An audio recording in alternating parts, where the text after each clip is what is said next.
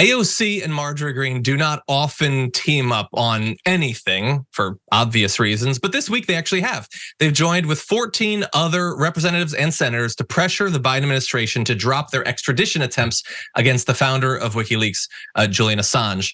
If you're not familiar with this story, Assange was arrested back in 2019 in the UK on a US warrant and has been fighting for years now in British court to try and avoid being extradited to the US to face charges. Currently being held in Belmarsh prison in London, facing a number of charges, including under the Espionage Act, charges that, were he to be convicted of all of them, would face 175 years in prison. Those charges are originally in connection with the publication of hundreds of thousands of leaked documents about the Afghanistan and Iraq wars, as well as diplomatic cables back in 2010 and 2011. It has been many, many years since that happened, but the attempts to bring him back to the United States continue to this day. But we do have that bipartisan group of representatives and senators trying to change that. And I want to give you just a little bit of excerpts of the letter that they sent to Joe Biden, saying, as members of Congress deeply committed to the principles of free speech and freedom of the press, we write to strongly encourage your administration to withdraw the US extradition request currently pending against Australian publisher Julian Assange and halt all prosecutorial proceedings against him as soon as possible. I want to put up a list of the names. Many of them seem to naturally go together, members of the squad and everything. But you do have Marjorie Greene and Senator Rand Paul Gosar as well. So I don't expect to ever see this list of people working together in the future. I don't really want to, but at least in this, it's good to try to get Biden or Trump or any other president, because they all agree on this, to back off of this and just let the guy live out the rest of his life, which, particularly thanks to the mental and physical strain from this whole ordeal, probably isn't going to be that much longer, but they're at least trying. What do you guys think? I'm so flabbergasted by the Julian Assange situation, all of it. I feel like we have whistleblower rules for a reason. And I feel like the idea that we're chasing him for those reasons kind of downplays something that's extremely important to me. And those are the other charges that were brought against him of people not giving their consent. As a person who was raped as a child, I definitely feel extremely irritated by the fact that we don't talk about that as part of his legacy at all. That's a good point. And I, as it pertains to the extradition, America's government is going to American government. I mean, when you embarrass them, when you throw egg on their face, whistleblower or not, they're going to come for you. So I was going to sit this one out, John.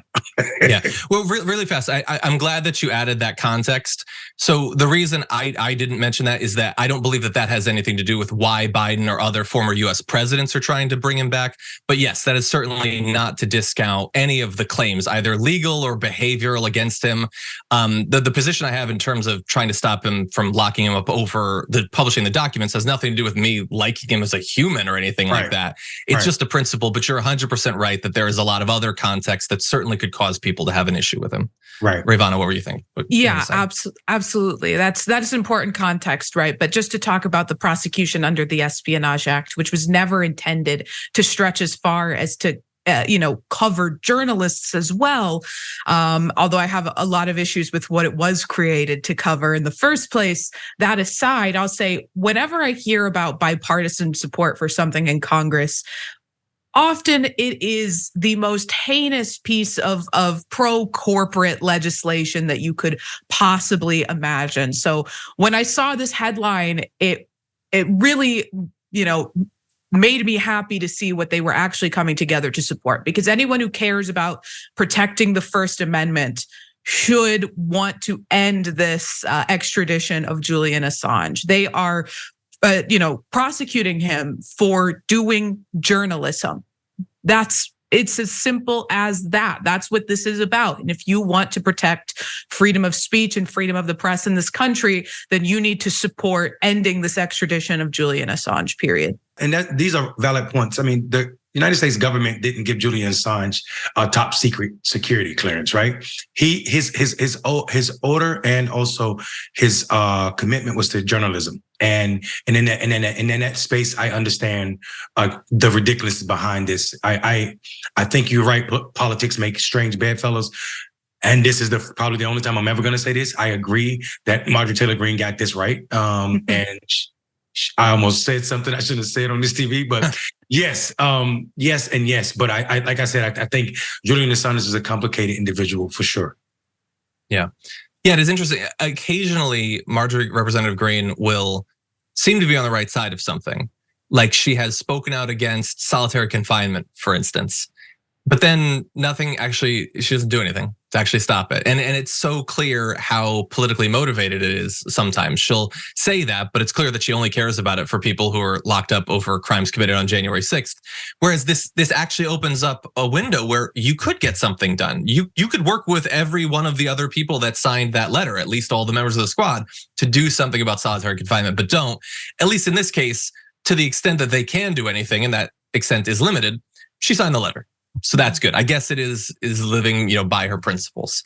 We'll see. I don't have a lot of hope that Joe Biden or whoever is president next, whether it's Joe Biden or Trump, is going to change their position. But I guess they're doing what they can as representatives. Thanks for watching. If you become a member, you get to watch all this ad-free, except for, of course, this ad. Still, hit the join button below.